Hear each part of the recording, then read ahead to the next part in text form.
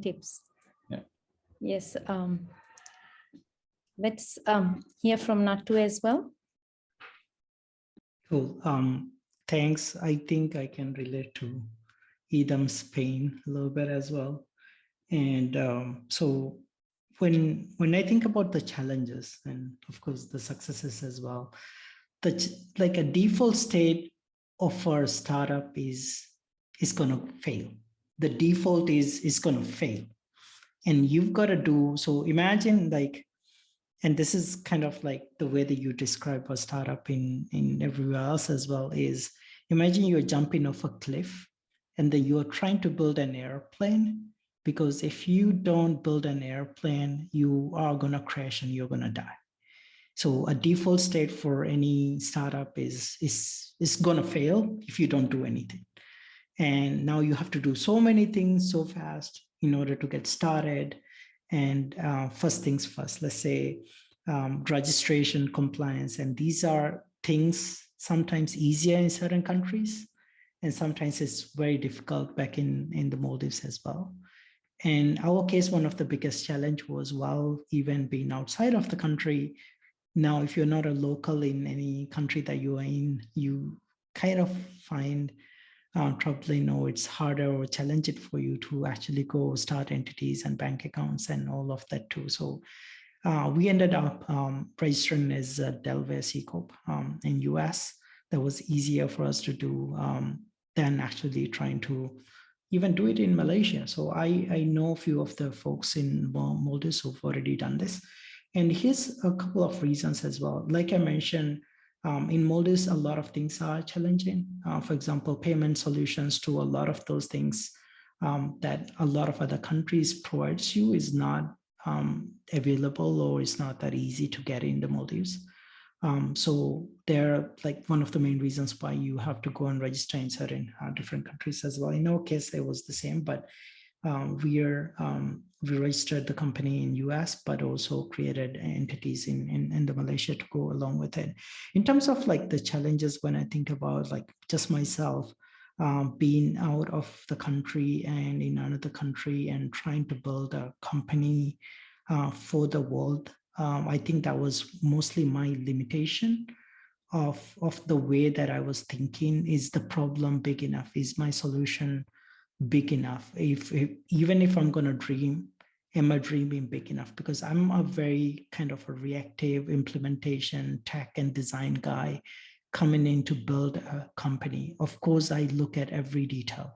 I bring the perfectionist in me in order to make sure that everything that I do is like just top notch, even though nobody's going to blink an eye around it. So that limitation and me moving out of that was actually a little bit of challenge. It took some time. This was a journey, and I wish somebody had told me that this is a journey and there's no right and wrong. There's only learnings, and based on these learnings, you're going to improve more and more. I think that also, along with that, I wish that looking back in Maldives, if I had a support system, because it's one of the challenges where I'm just starting, I'm just deep, like going into a world of unknown, and I don't know what it's going to be like. And if I had people around me as a community, as a support system to tell me, it's going to be okay, you're going to figure it out. We don't know the answers. That's why you bring in people who have the answers. You're going to figure it out either way. So you're going to build a plane and you're going to fly mile high, right? So I think that is very much needed, that may lack, and this could be my limited understanding of that, but I really wish that it is there, like a stronger support system, both for support and also for mentorship, also for sharing mostly our failures and learnings within our journey, so that one had learning, so that I can pass the learning to somebody else that can actually take that in. So I would, to be honest, like focus more on those challenges to think about rather than going to the successes, because I think we all celebrate and talk about the successes, but not as much as our learnings and challenges that we actually have. And one other mentality that as any startup founder needs to have is startups are not easy. It is tough. And there's going to be all the challenges, if not for people, if not for money, if not for technical, if not for product issues, if not for design, if not for like getting the first initial customers, if not for people paying it, payment systems, there's going to be so much challenges. And that's the reason why, because you go through that, you build so much resilience, you kind of like figure out a way to make everything work. And it's at the end of the day, it's going to be worth it. You figure things, how things work. And any challenge that comes to you is just another challenge, another problem that you actually need to solve. So building that both within the team and then also you as a founder, I think that is super, super important to go with. So these are my just few tips and thoughts. Yes, thank you, Nattu. I think I will now move on to one of the most question answers that most of our participants will be looking for. How do you actually get funding? How do you bring about money to run the startup? Or when do you start monetizing your products and services? So I think we can start with Shafiu, because he told us at the beginning, he's going to share us how he got into that, the grant from Epic Games. Right.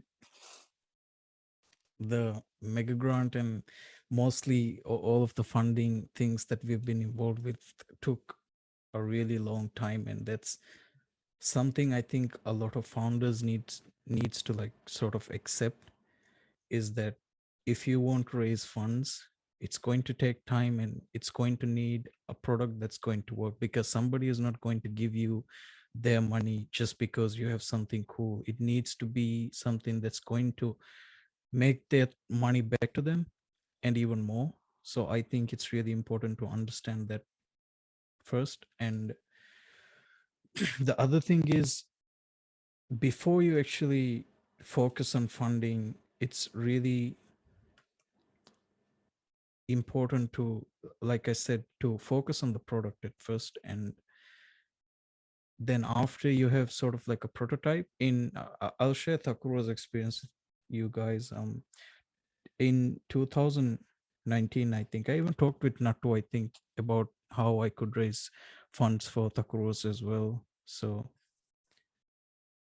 I think it comes down to the fear of talking to investors, and that's something you can't avoid as a founder if you want to scale up fast. And I had that because I felt like, oh, my product is not going to appeal them, or some of the questions that they might have, I may not have the answer to that, or there's just so many self-doubt in that whole process. But you just need to start somewhere. You just need to find investors. There's so many resources online right now. You could like LinkedIn is a good place, and then you have so many other small websites. I think I could share some at the end of this session where you guys could look for investors as well. And then it comes down to starting the communication. We started the mega grant communication at, like I said, at, let me just accurately check the date, at 2020. It took us a whole year to get through all the conversations.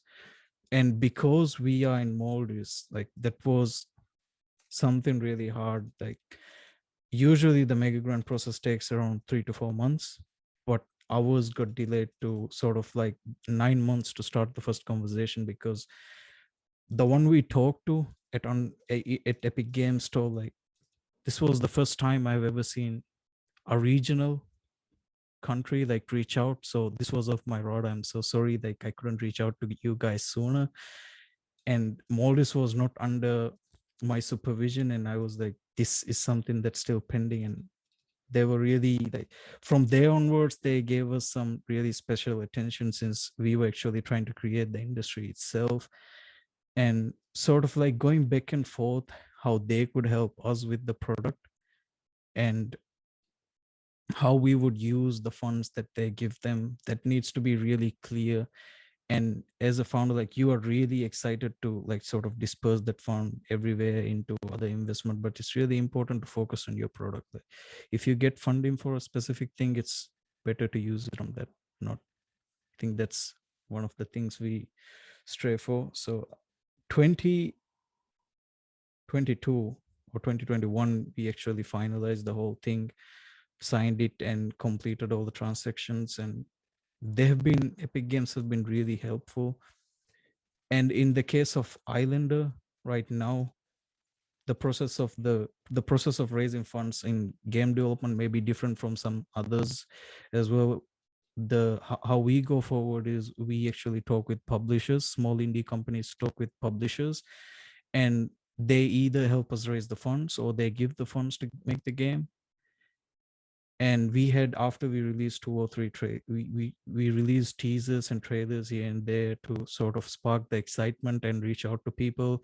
And we had a prototype of the game that we sent out to a few publishers, and we are still in that communication stage again. And like I said, these things are, sometimes it takes long with some people, and most of the outcomes trying to raise funds might not be in your favor. You need to understand that, and just not stop and keep reaching out to more people one by one.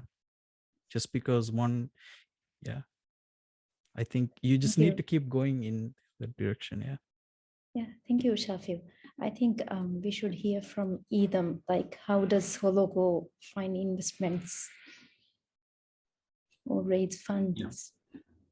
We haven't raised funds at the moment. We've been one thing that I want to establish from the get-go is even reasonably intelligent people, when it comes to the Maldives, sometimes do not understand the nature of the business that most startups engage in. If we were to talk about trading, bringing in goods and selling, there's monthly sales that happens, right? And if you want to build a building, there is a tangible building that comes up, you will get monthly rent. But many other times, some of the innovative startups that we consider, you need to be really okay about burning money for certain amount of time. At least if you can be sure that you'll be able to gain value. So in the beginning, we decided that we will be okay with burning funds that we had internally within sister companies that our founders were involved in. And we began making the solution, and it was free. And then after the second year, we thought the development that is required, and one of the lucky things that happens in the Maldives is you are able to build things for much cheaper than you would build in, let's say, the US, which is where your competition is, because of the cost base in the country and in the region. So in the second year, we thought we will look at our entire annual overhead, and we will ensure that we meet sales targets. And we devised various ways in which we can achieve these sales targets. And we didn't waste our energy on exceeding the sales target and doing more and more and more. We knew very well that we would probably be maturing the solution for 4 to 5 years. And then we are now on the third year. We still have fourth and the fifth year to go.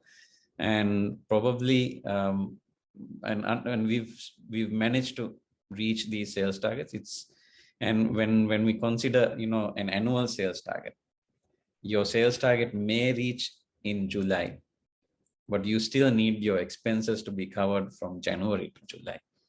So there might be cash flow difficulties when you deal with your company half of the year. But these are things that we, on our personal journey amongst our founders, managed to take care of. And what we want to do is, we are not a traditional business. We knew that once we have the user base, once we build the solution at a certain to a certain quality, we would get a valuation